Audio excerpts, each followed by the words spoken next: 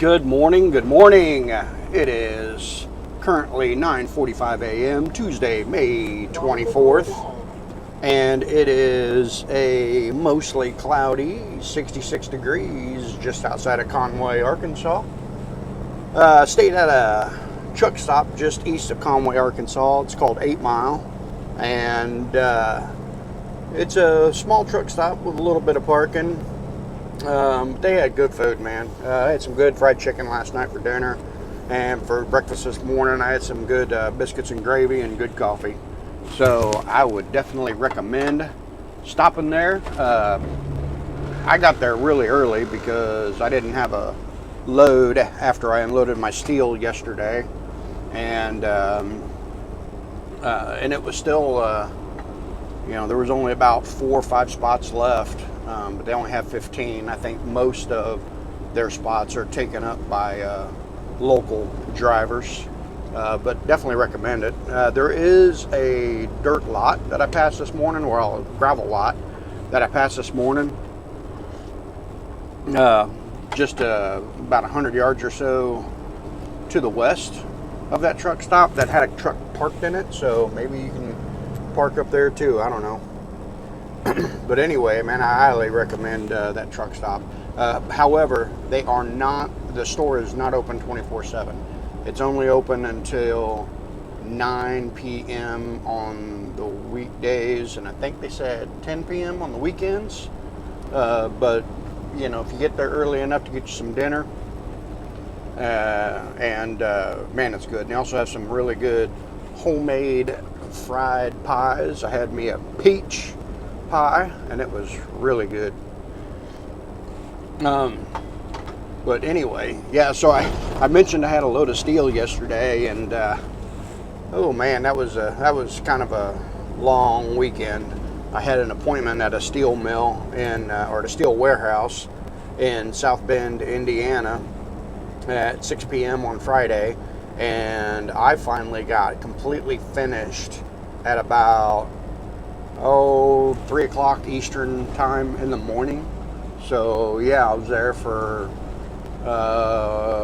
9 hours or more getting loaded.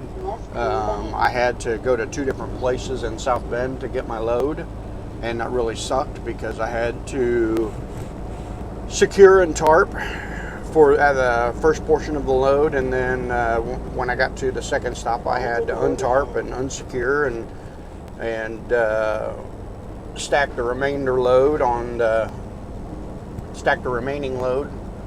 top of the steel plates and steel sheets that I got at the first place, and then re-secure and re-tarp. And like I said, I got out of there about 3 o'clock in the morning, and I suck at tarping, but I don't suck that bad. It just took them a long time. I got there at 5:45. My appointment was at 6. They didn't even start me until about 10:30, maybe 11. And it took them a long time to load me at my first stop because it wasn't very much, and it took them quite a bit longer to load me at my second stop than it should have, because the guy that normally handles all the shipping had left. I guess he was staying late waiting for me, but the other place tried calling them to let them know that I'd be coming shortly, and nobody would ever answer the phone, so I had to drive over just to see if they were open. And the reason I tarped was because there's rain in the forecast, and I didn't want to hassle with having to try and tarp over there in the dark if that warehouse was closed, and because nobody knew if it was going to be open or closed. But anyway, so then I drove to Gary, Indiana at the Petro to do my 34-hour reset, and yeah, that place sucks, man. I mean, it was a decent truck stop, had lots of parking and decent amenities to it, but the food selection sucked because the Iron Skillet was closed it closes on the weekends, and that leaves you with Taco Bell and Pizza Hut inside the Petro. There's a Love's right across the street, but it burned down, so it ain't there no more. I heard they got the fuel pumps operational at least. And then there was a McDonald's about a half mile down the road. Other than that, yeah, there was no choices for food within walking distance. I probably could have Ubered But honestly, I spent pretty much the whole weekend just kind of resting. Since I had that very, very long day, I just didn't feel well all weekend, so I watched a lot of TV. But anyway, so that's that. Right now I'm headed to Hartman, Arkansas to pick up some block or stone at a quarry, and I'm going to take it to Columbia, Missouri. So that'll be a short haul for a decent little price. I'll get up there pretty early. I might stay in Kingdom City, so that way I can do some laundry, much needed laundry. And Kingdom City is a very nice petro up there. So anyway, I want to talk a little bit about an article I read this morning. It happened down in Texas. I believe it was Dallas, maybe, where a cop was accused of murder by the detective that was investigating the murder. And I guess the judge recently found that there was no probable cause to detain him, and that detective is probably going to be sued by this officer. I don't know a whole lot about the case, other than the article I read. It sounds like the detective tried to make stuff happen. Basically, I guess he was accused of, the cop that was arrested for the murder was accused of hiring somebody to kill two people. And I guess it came from a tip from a very unreliable person that was known to be very unreliable. But this guy went ahead and arrested this cop anyway, and he's probably going to have to pay dearly for it. I get it. Maybe he has strong feelings that this cop did this murder. I don't know. I don't know the detective. I don't know the cop. I don't know anything about either of them. All right. So, are cops capable of murder? Yeah, absolutely. Is a detective capable of pushing the limit or lying or fabricating evidence to lock somebody up for that murder? Absolutely, 100%. To be honest with you, it could go either way. Maybe the guy did it and he got lucky and there's no probable cause and now he's going to sue. Or maybe he didn't do it at all and the detective just hates him. I don't know. But in any case, it kind of goes back to my statements I've made before, especially to new detectives when I would train them. And for those of you who are, if you're new to my channel, I am a retired violent crimes and homicide detective. I investigated everything, but those were my two fortes, I guess.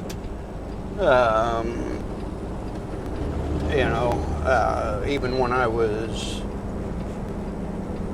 doing other investigations as my day job, I was tasked with a lot of violent stuff when I would be the on-call detective.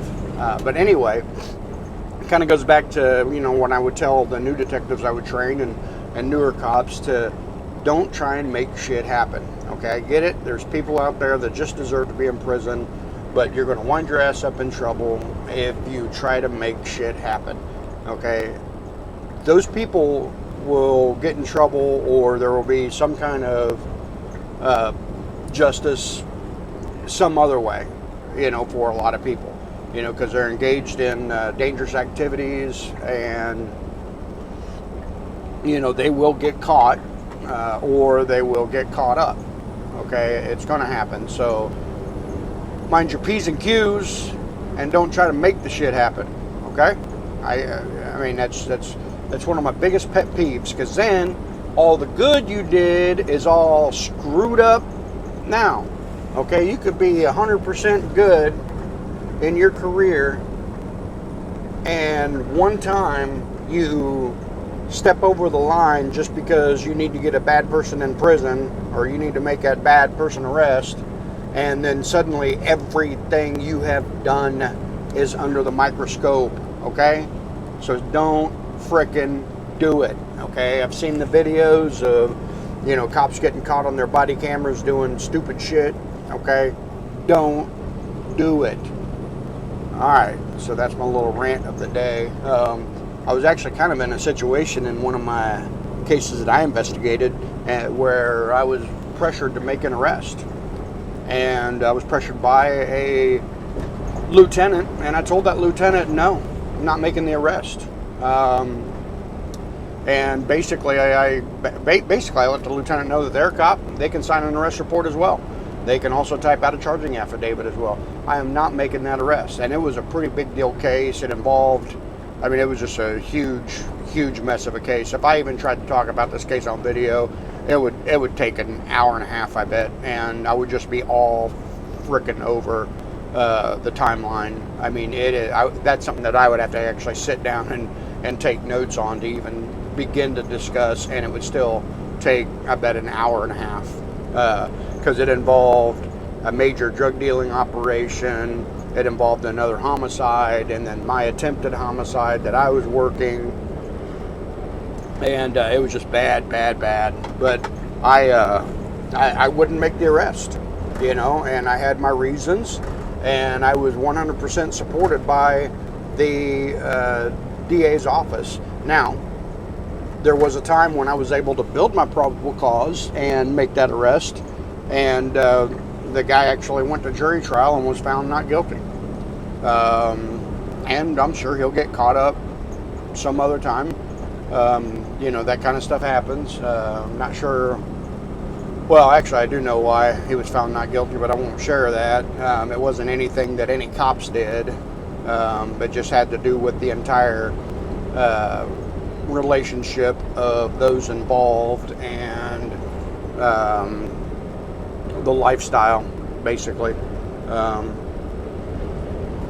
But anyway, and there was actually some pretty cool evidence on that case. One of the things I will tell you about that case is, so this guy does a shooting, and not more than 8 hours later, okay?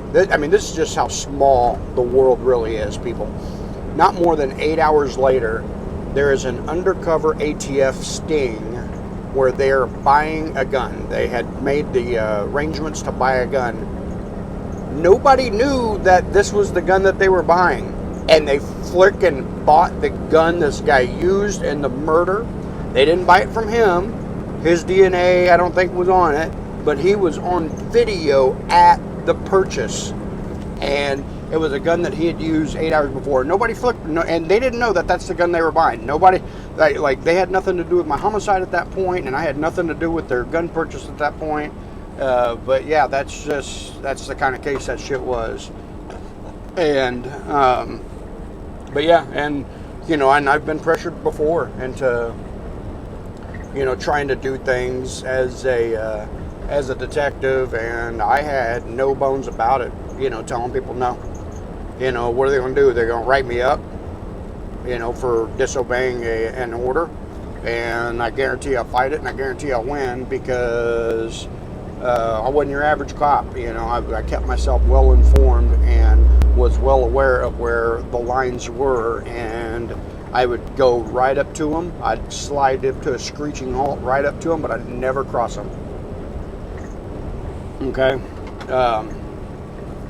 But yeah, it's, you know, and that's where a lot of that comes from. A lot of that, you know, I think a lot of that comes from a lot of cops being under pressure to during investigations, and that's when they start slipping up and trying to make stuff happen. But then you got the cops that are just dumbasses and, you know, think that that's what they can do. I don't get it. But anyway, so that's my video for today. Right now I am westbound on Interstate 40. And like I said, I am headed to a rock quarry in Hartman, Arkansas. Until next time.